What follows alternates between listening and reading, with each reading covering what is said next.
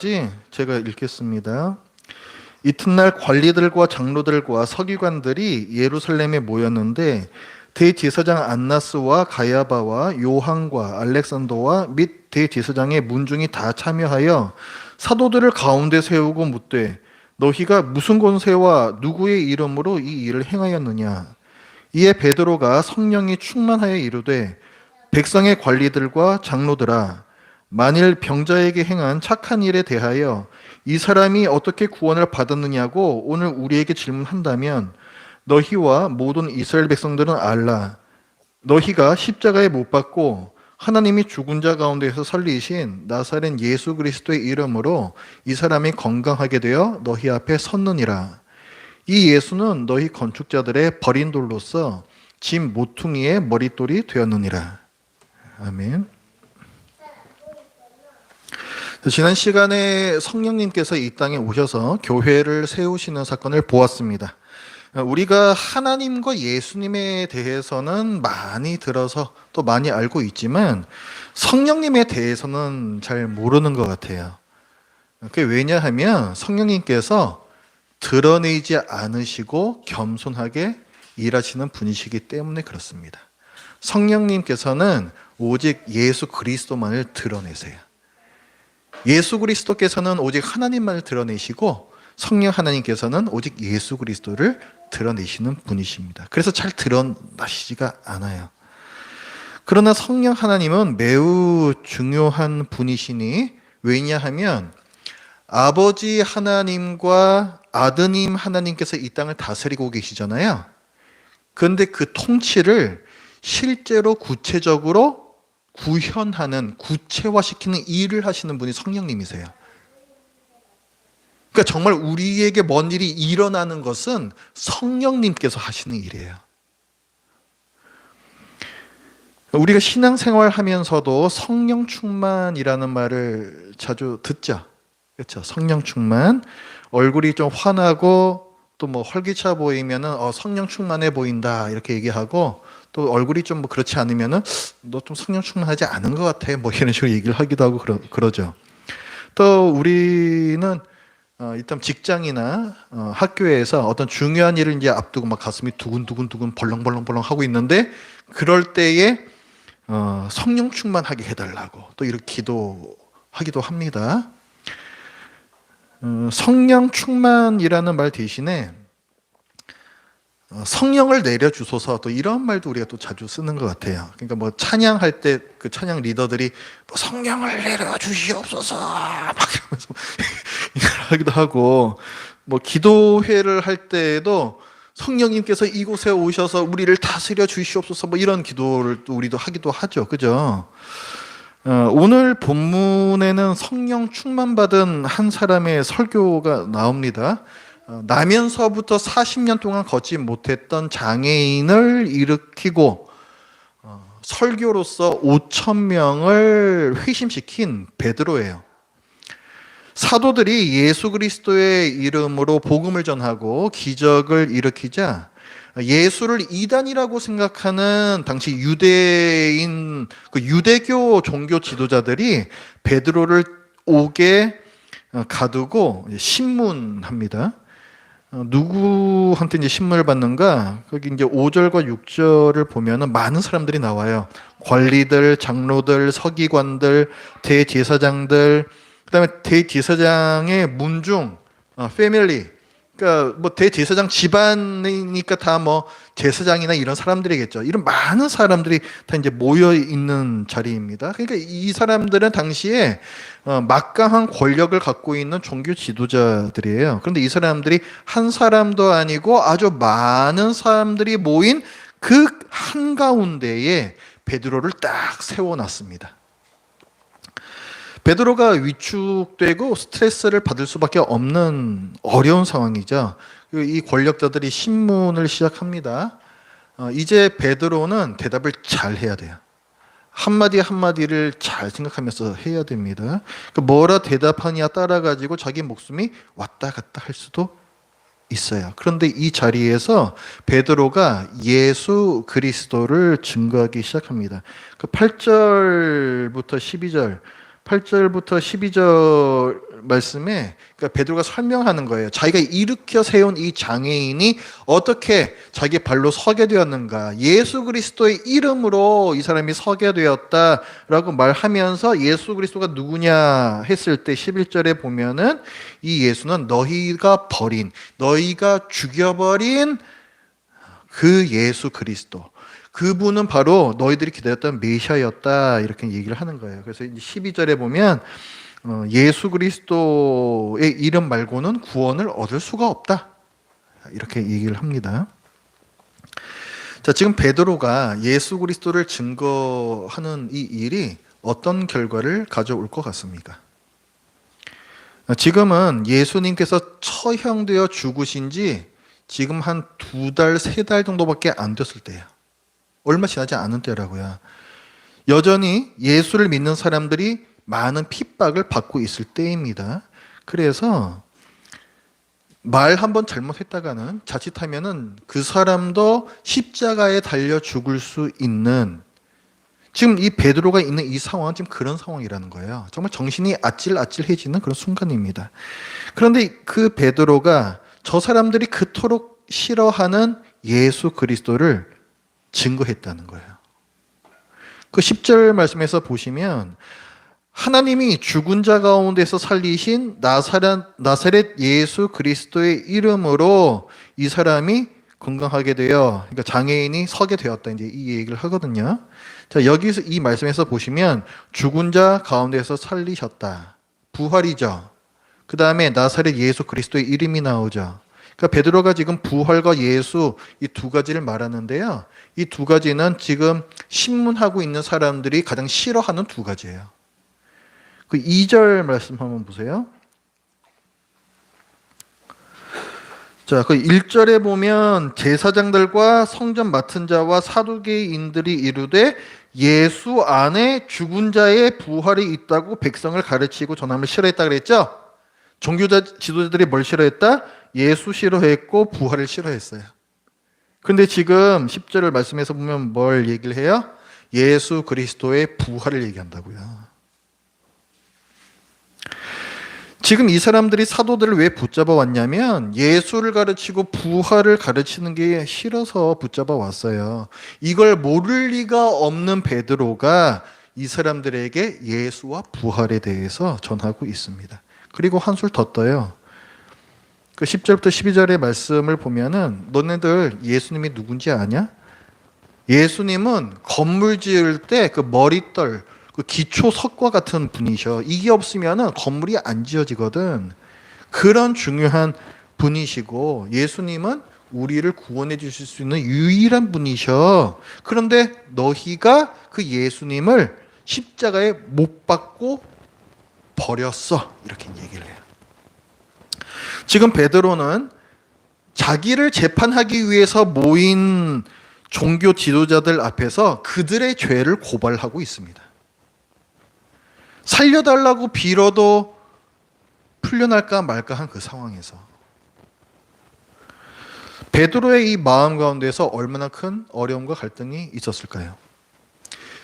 베드로가 바보가 아니죠. 그러니까 이 자리에서 예수 그리스도를 말하면 내가 죽을 수도 있다. 적당히 둘러대면은 내가 풀려날 수도 있다. 그런 생각을 분명히 했을 겁니다. 그런데 이 갈등 속에서 베드로는 부활하신 예수 그리스도를 전해요. 나중에 정면 돌파라고 해야 될지 뭐라고 해야 될지 그런 짓을 한 거라고요. 그리고 베드로는 사람들이 많이 둘러서 있는 그 분위기에 위축되어서 기어들어가는 목소리로 그러니까요 그 예수가 뭐 이런 식으로 말한 게 아닙니다. 13절 말씀에 보면 그들이 베드로와 요한이 담대하게 말함을 보고 베드로는 죽음을 각오하고 예수 그리스도를 담대하게 증거했습니다. 도대체 베드로의 이런 담대함이 그럼 어디서 나왔을까? 베드로가 설교를 시작하는 8절 한번 보세요. 이에 베드로가 성령이 충만하여 이르되 하면서 설교가 이어집니다. 담대한 설교가 이어진다고요. 베드로의 담대함이 성령 충만해서 나왔다고 성경은 기록하고 있습니다. 자, 그러면 지금 이제 성령 충만 받은 베드로가 지금 상황 분별을 못할 만큼 정신줄을 놓은 걸까요? 그래서 예수님이라면 이 일을 갈고 있는 유대인들에게 해서는 안 될 말을 지금 하고 있는 것입니까? 지금 너무 겁에 질려가지고 어떤 상황인지 분별하지 못하는 그런 패닉 상태에 빠진 걸까요? 베드로가 그런 상태인가 한번 좀 보겠습니다. 13절을 보시면요. 그들이 베드로와 요한이 담대하게 말함을 보고 그들을 본래 학문 없는 범인으로 알았다가 이상히 여기며 이렇게 나오죠. 그러니까 무식한 베드로와 요한이 너무 똑부러지게 논리정연하게 얘기하는 걸 보고 놀랬다는 거예요. 저 무식한 놈들이 어떻게 이렇게 조리 있게 얘기를 하지? 그래서 놀랬다는 거예요. 오늘 본문에 베드로가 한 얘기는요. 베드로가 자초지종을 설명을 하는 겁니다. 어저께 이제 일어났던 일이에요. 걷지 못하는 자를 어떻게 해서 일으키게 됐는가? 그걸 아주 자세히 설명을 했고, 예수 그리스도가 누구신지를 신학적으로 설명을 했습니다. 이런 것을 보면은 성령 충만 받았을 때의 증상은 정신을 잃는 게 아니죠. 오히려 성령님께서는 우리의 이 정신적인 활동, 우리 지적인 활동을 더욱 적극적으로 사용하십니다. 베드로의 예를 보면 우리가 알 수가 있어요. 그러니까 성령 충만 받으면 어떻게 되는지 잘 보시길 바랍니다. 제가 예전에 벌써 한 10년, 15년 됐나? 꽤 오래됐죠. 제가 그러니까 여기 신학하기 전에 직장 다닐 때 어디 집회에 한번 간 적이 있어요. 집회 간 적이 있는데 지금도 활동하시는 손기땡 장로님이라고 계십니다. 그런 분이 계시는데 그분이 오셨었어요. 근데 오셔가지고 사람들을 갖다 이제 일으켜 세워가지고 뭐 터치 뭐 이런 거 하더라고요. 저도 그때 일어났었거든요. 다른 사람들 막 다 뒤로 자빠지는데 저 안 자빠지는 거예요. 그러니까 계속 서 있기는 해야 될 것 같고 이거 어떻게 해야 되는가. 저분 또 얼마나 민망하실까 뭐 이런 생각도 들고 그래서 참 서로 참 낯짝이 없고 민망한 시간을 가졌던 경험이 있습니다. 여러분들께서도 이제 그런 집회를 뭐 직접 가보셨거나 아니면 동영상 같은 걸로 이제 보신 적이 있으실 거예요. 오늘 본문에서 보면 우리가 뭘 알 수 있냐면 성령 충만 받은 사람은요 하나님 앞에서 쓰러지지 않습니다. 생각해 보세요. 성령님께서 자기 백성을 뇌진탕으로 죽이실 일이 있습니까? 그거 왜 뒤로 쓰러뜨리려고 그러냐고 자꾸만 그것다가 사람을. 성령 충만은 뭐 필름이 끊기는 뭐 이런 무슨 이상한 신비적인 그런 체험이 아니에요. 성령 충만 받은 사람은 뒤로 자빠지는 게 아니라 하나님 앞에 엎드립니다. 무릎 꿇고 엎드려요. 19절 말씀에서 한번 보세요. 19절 말씀에 베드로와 요한이 대답하여 이르되 하나님 앞에서 너희의 말을 듣는 것이 하나님의 말씀을 듣는 것보다 옳은가 판단하라. 뭐예요? 너희들 얼마나 위협하든지 간에 난 너희들한테 무릎 꿇지 않는다. 나는 오직 하나님 앞에서 무릎 꿇겠다. 이 얘기를 하는 거예요. 성령 충만은 우리를 앞으로 엎드리게 합니다. 하나님의 말씀, 하나님의 뜻을 명확하게 인식하고 내 뜻을 꺾고 내 반항하는 감정을 억누르면서 하나님 뜻대로 순종하는 것, 하나님 앞에서 무릎 꿇는 것, 하나님께 굴복하는 것, 이것이 성령 충만의 증상입니다. 자, 성령 충만 받은 베드로가 이렇게 딱 설교하니까요, 놀라운 일이 일어납니다. 사도들이 풀려나요. 21절을 보니까요, 관리들이 백성들 때문에 그들을 어떻게 처벌할지 방법을 찾지 못하고 다시 위협하여 놓아주었으니, 자, 이렇게 나옵니다.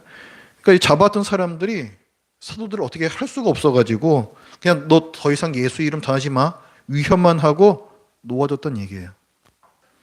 자, 갈등이 해소되었습니다. 해피엔딩이죠. 어떻습니까? 우리 이걸 딱 보면서 통쾌하지 않습니까? 아, 그 죄 없는 사도들을 잡아갔던 그 놈들이 아주 코가 납작하게 되었구만. 그렇게 기세등등하던 놈들이 아주 꼴 좋게 됐구만. 그런 생각이 들죠. 베드로는 또 얼마나 멋집니까? 말을 너무 잘해요. 말을 너무 잘해요. 그리고 용감합니다. 아, 성령 충만 받으니까 이렇게 되는구나. 베드로가 부럽다. 나도 성령 충만 받고 싶어. 우린 그런 생각을 하게 되죠. 이 본문을 읽으면. 그렇죠? 자, 그럼 한번 여쭤보겠습니다. 성령 충만 받은 것이 베드로의 안전을 보장했을까요? 성령 충만 받으면 안전도 보장이 됩니까? 권세자들이 어쩔 줄을 모르고 결국 베드로를 석방했잖아요. 이게 성령 충만 받은 베드로에게서 어떤 강한 포스가 느껴져서 또 어떤 아우라가 막 뿜어져 나와서 차마 건들지는 못하겠다 해서 놓아준 것일까요? 오늘 본문은 그게 아니라고 얘기하고 있어요. 백성들 눈치가 보여서 놓아줬다. 이렇게 얘기를 하고 있습니다. 그리고 성령 충만 받은 베드로는 자기가 초인이 된 것을 느끼고 나 맞아도 안 아프겠다. 이 생각에 담대하게 예수 그리스도를 전한 걸까요? 성령 충만 받은 베드로는 앞니를 내다보는 능력이 생겨서 내가 이렇게 담대하게 증거해도 나는 풀려날 것이다. 이걸 알고서 이렇게 한 것일까요? 우리는 이 사건을 보면서 내가 성령 충만 받으면 그때부터 모든 것이 잘 풀린다. 나한테 안 좋은 일이 일어나는 걸 하나님께서 막아주실 것이다. 세상이 나 중심으로 돌아갈 것이다. 라고 결론 내릴 수 있습니까? 이 본문에서 우리는 그런 결론 내릴 수 있냐고요. 사도행전에 성령 충만 받은 또 한 사람이 나옵니다. 이 예루살렘 교회의 7 집사 중에 하나였던 스데반 집사. 스데반 역시 예수님을 전한다는 이유로 이 종교 지도자들에게로 끌려와서 신문을 받습니다. 그 자리에서 스데반도 담대하게 예수 그리스도를 전합니다. 그게 이제 6장, 7장에 나오는 그 말씀이에요. 이 뒷부분에 한번 좀 가볼게요. 7장 55절 보세요. 7장 55절. 자, 이렇게 담대하게 예수 그리스도를 증거할 때 이 스데반의 상태를 성경은 이렇게 기록해요. 7장 55절 같이 읽어볼게요. 시작. 스데반이 성령 충만하여 하늘을 우러러 주목하여. 거기까지요. 스데반이 어떤 상태래요? 성령 충만한 상태입니다. 자, 그렇게 해서 담대하게 복음을 전했습니다. 그래서 어떻게 되었을까요? 베드로처럼 풀려났을까요? 57절부터 60절까지 우리 읽어볼게요. 57절부터 시작. 그들이 큰 소리를 지르며 귀를 막고 일제히 그에게 달려들어 성 밖으로 내치고 돌로 칠세. 증인들이 옷을 벗어 사울이라고 하는 청년의 발 앞에 두니라. 그들이 돌로 스데반을 치니 스데반이 부르짖어 이르되 주 예수여 내 영혼을 받으시옵소서 하고 무릎을 꿇고 크게 불러 이르되 주여 이 죄를 그들에게 돌리지 마옵소서 이 말을 하고 자니라. 자, 성령 충만한 결과가 뭐냐? 돌에 맞아 죽었다. 이거야. 돌에 맞아 죽었다요. 그러니까 뭐 성령 충만 받는다고 무슨 포스, 무슨 아우라가 막 뿜어져 나오지 않습니다. 그 초인이 되지도 않아요. 초인이 되는 슈퍼맨이 되는 게 아니라고요. 성령 충만 받아도요. 돌에 맞으면 죽어요. 여느 사람과 똑같이. 성령 충만의 목적은 나를 보호하거나 내 일이 잘 되는 데 있지 않습니다. 성령 충만 받은 결과는 베드로처럼 풀려 나올 수도 있지만 돌에 맞아 죽을 수도 있어요.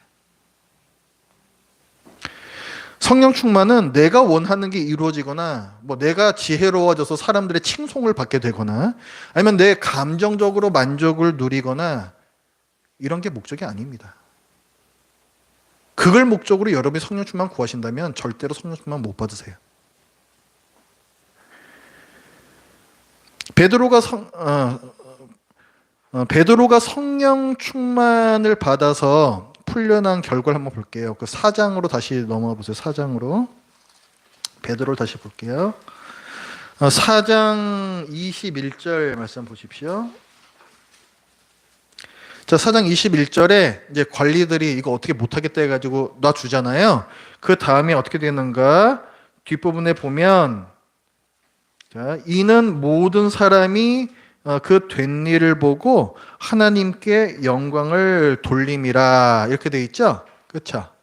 그 말이 나오고 또 계속 이어지는 말이 뭐냐면 이 풀려 나왔을 때 하나님을 찬송했다는 이게 길게 나와 있어요. 그러니까 성령 충만 받은 후의 결과는 뭐냐면 하나님이 높아지시는 거예요. 하나님이 높아지시는 거예요. 내가 높아지는 게 아니고 하나님이 높아지시는 거예요. 자, 그럼 스데반이 성령 충만 받았을 때의 결과는 뭘까요? 스데반은 돌에 맞아 죽었잖아요. 그죠? 근데 그걸로 끝나는 게 아니에요. 끝난 게 아니야. 그 사건 때문에 예루살렘에만 모여있던 유대인들의 교회가요, 흩어지기 시작해요. 그때부터. 핍박을 받아서 여기저기로 흩어지기 시작합니다.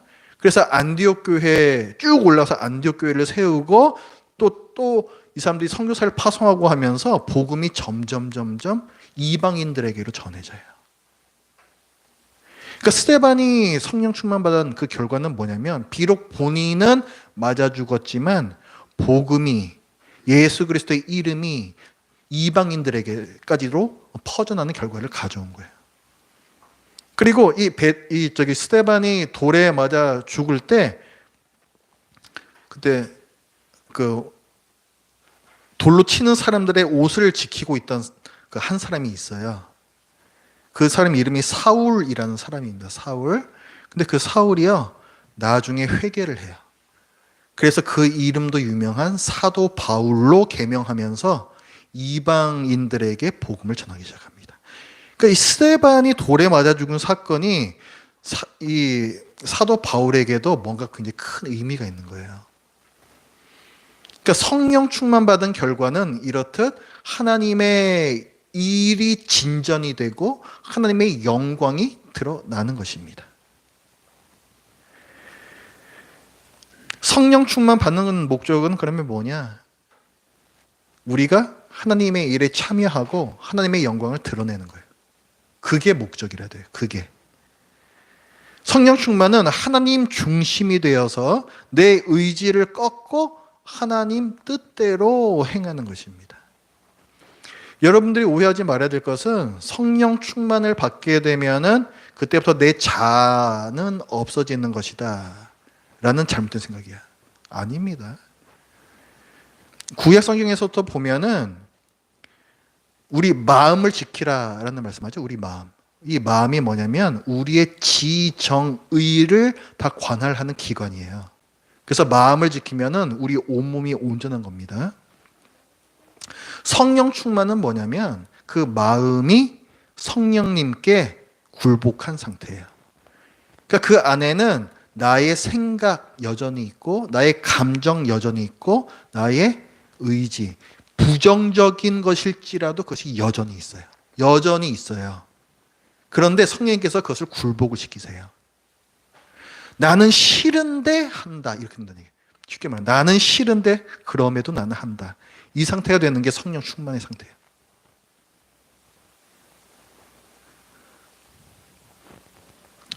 성령 충만을 받으면 뭐 악인을 무찌르고 모든 것을 해결하는 초인이 되지 않습니다. 오히려 더욱 비난의 대상이 되고 그 비난을 묵묵히 감내하는 사람이 됩니다.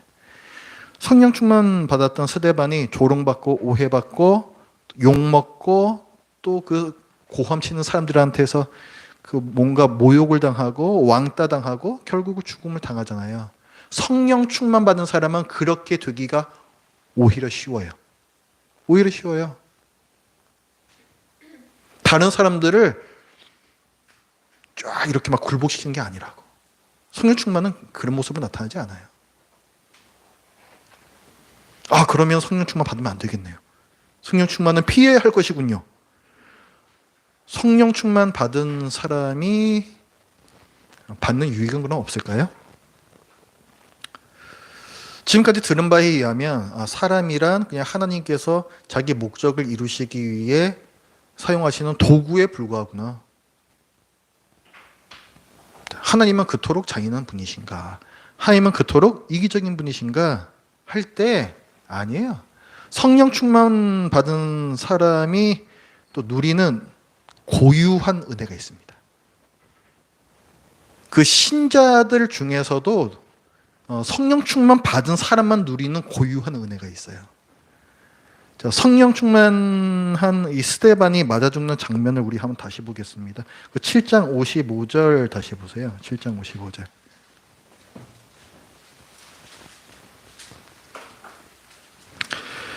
자, 스데반이 성령 충만했는데, 자, 그 다음에 나오는 말씀 잘 보세요. 하늘을 우러러 주목하여 하나님의 영광과 및 예수께서 하나님 우편에 서신 것을 보고라고 했습니다. 우리 지난 시간인가요? 그 한번 나눴는데 예수님이 승천하신 후에 어떤 상태로 계세요? 하나님 우편에 앉아 계시잖아요. 근데 여기서는 뭐라고 얘기하고 있어요? 하나님 우편에 서 계시죠. 스데반이 뭘 본 것입니까? 자기를 영접하기 위해서 일어나신 예수님을 본 거예요. 지금 이 말씀에서 보면은 성령 충만한 스데반이 주목한 것, 스데반의 눈에 꽉 차게 들어온 것은 하나님의 영광과 자기를 영접하기 위해 일어나신 왕이신 예수님이었어요. 예수님께서 말씀하시는 거예요. 억울한 고통을 당하는 스데반아, 이제 내 마음을 헤아릴 수 있겠느냐. 억울하게 맞아 죽는 스데반아, 내가 네 마음을 아노니 이제는 내게로 와서 쉬어라. 말씀하시는 거죠. 우리가 몹시도 억울하고 어려운 상황을 겪을 때, 특히 내 신앙의 문제로 핍박을 받을 때 주님 앞으로 나아가서 기도하면 성령님께서 나를 채우십니다. 그게 성령 충만이거든요. 그러면 그때 예수님의 마음을 경험하게 돼요.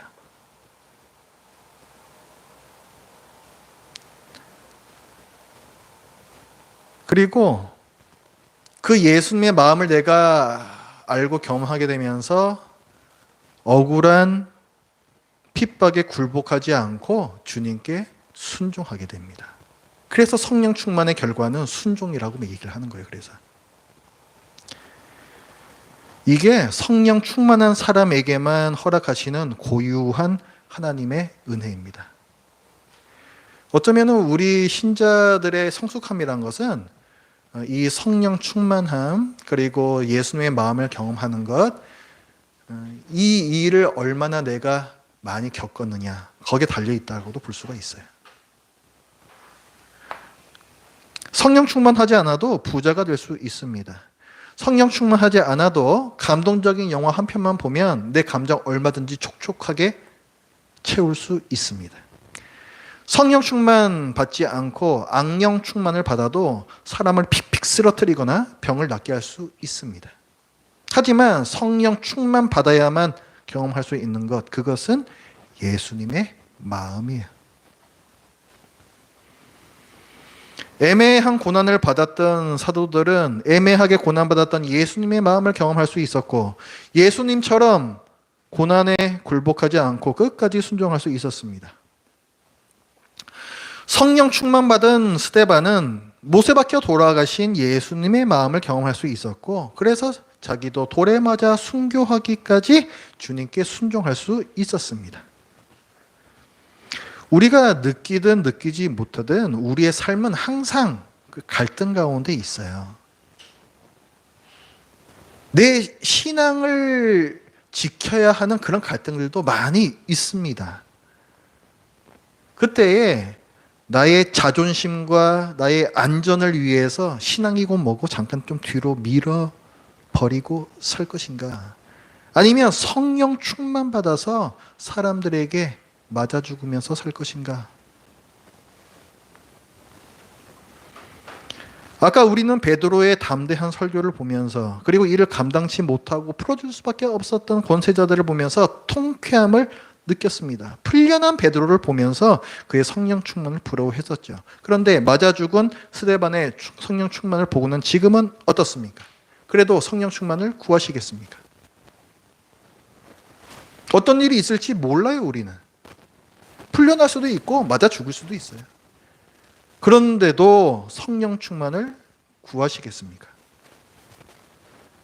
상황이 더 어려워질지라도 하나님의 뜻대로 순종하게 해주세요 라는 마음으로 성령 충만을 구하시겠습니까? 마음의 갈등이 생기죠. 차라리 성령 충만 안 받고 싶다. 그런 마음이 생긴다고요. 그런데 그 마음의 갈등이 생겼을 때 그 갈등이 하나님의 뜻과 내 뜻 사이의 갈등이거든요. 그게 사실은. 그죠? 그 치열한 갈등을 외면하지 마시고 끝까지 붙드시기 바랍니다. 끝까지 붙으세요, 그거를. 그게 신앙생활이요, 그게. 그게 신앙생활이요. 그래서 우리 신앙생활은 평안할 때보다 갈등이 있을 때가 훨씬 많아요. 불편하다고요, 우리 신앙생활. 왜 이렇게 불편하지? 내가 하나님인데 왜 이렇게 불편해? 당연한 거예요. 잘하고 계시는 거예요. 잘하고 계시는 거예요. 내가 내 믿음 지키려고 하다가 불편해지는 거 아주 잘하고 계시는 거라고요. 제자들이 그랬던 것처럼 사도들이 그랬던 것처럼 그 삶을 살고 계시는 거예요.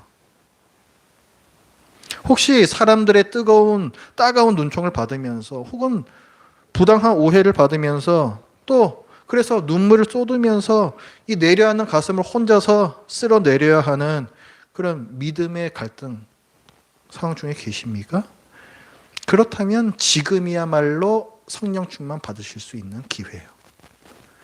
어려운 순간은 그 갈등이 생기는 그 고달픈 순간은 여러분이 성령 충만 받을 것을 하나님께서 기대하시고 주목하여 보고 계시는 순간입니다.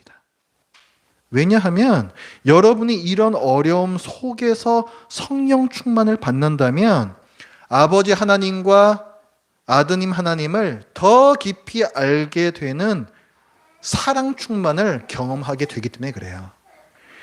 하나님께서는 그거를 주고 싶어 하시기 때문에 성령 충만도 주고 싶어 하시는 것이고 그 어려운 상황에서 여러분에 대해서 기대하는 것입니다.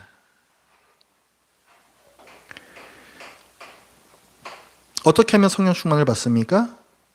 말씀과 기도로 성령 충만을 받아요. 우리는 말씀과 기도로 거룩하게 됩니다. 말씀과 기도로 성령 충만 받는 거예요.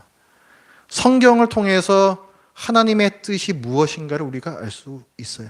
이 성경에 우리가 그 실생활에서 겪는 아주 구체적인 문제까지 다 나와 있지 않죠. 하지만 성경 안에 모든 대원리들이 다 들어가 있어요.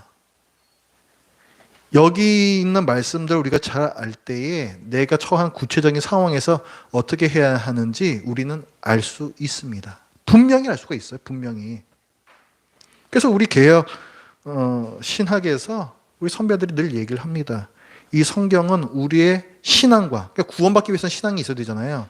그러니까 구원받기 위해서 무엇을 알아야 하는지가 충분히 나와 있고 또 우리가 신앙생활을 하기 위해서 무엇을 알아야 하는지도 충분히 이 안에는 실려 있다. 이렇게 고백을 했어요. 맞습니다. 그게 성경의 충분성이에요. 충분성. 충분해요, 성경으로. 성경을 통해서 우리는 하나님의 뜻이 무엇인지 알 수 있습니다. 그리고 많은 기독교인들의 문제가 뭐냐면 머리만 굵어요. 머리만. 저를 포함해서 그렇습니다. 머리만 굵고 머리만. 머리는 입다만한데 손하고 발은 요만해.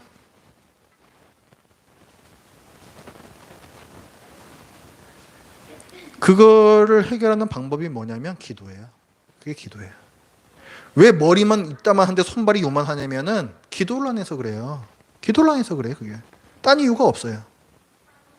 하나님의 뜻에 내 뜻을 굴복하려면 기도를 해야 되는데 기도를 안 하니까 아는 것만 많고 삶은 비신자들과 다를 바가 없는 거죠. 그래서 성경과 기도를 통해서 우리는 성령 충만을 받는 겁니다. 성령님께서 내 생각과 감정과 의지를 다 굴복시키세요. 잘하는 신앙생활이 뭔가 처음부터 성령님의 은혜로 시작해서 끝까지 성령님의 은혜로 마치는 거예요.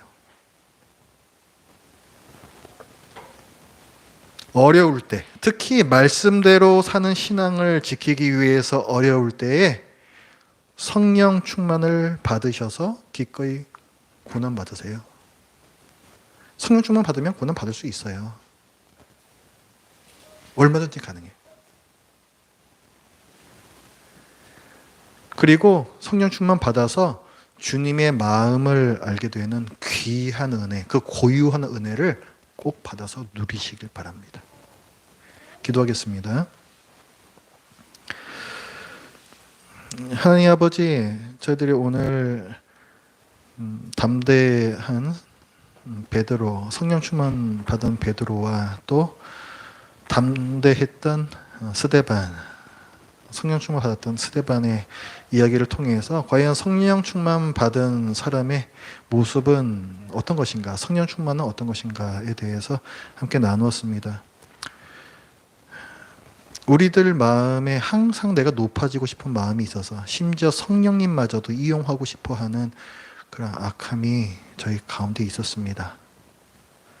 성령님을 이용해서 내가 높아지고 싶고 다른 사람들에게 뻐기고 싶고 하나님의 뜻보다 내 뜻을 이루고 싶어 했던 그런 죄성이 있었음을 이 시간에 고백하고 회개합니다. 하나님 아버지시여, 저희 이런 교만함을 용서해 주시옵소서.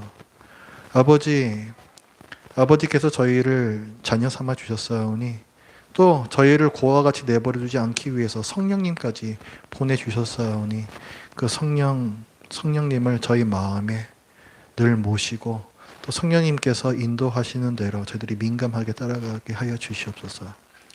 말씀과 기도가 부족하여 성령님을 능멸하는 그런 하루하루가 되지 않게 하시고 저에게 주신 이 구원의 은혜가 또 그것이 다가 아니요 또 하루하루 주님의 마음을 경험하게 해주시는 은혜까지도 있음을 저희들이 매일매일 경험하는 자들 되게 하여 주시옵소서. 예수님의 이름으로 기도드립니다. 아멘. 찬송가 232장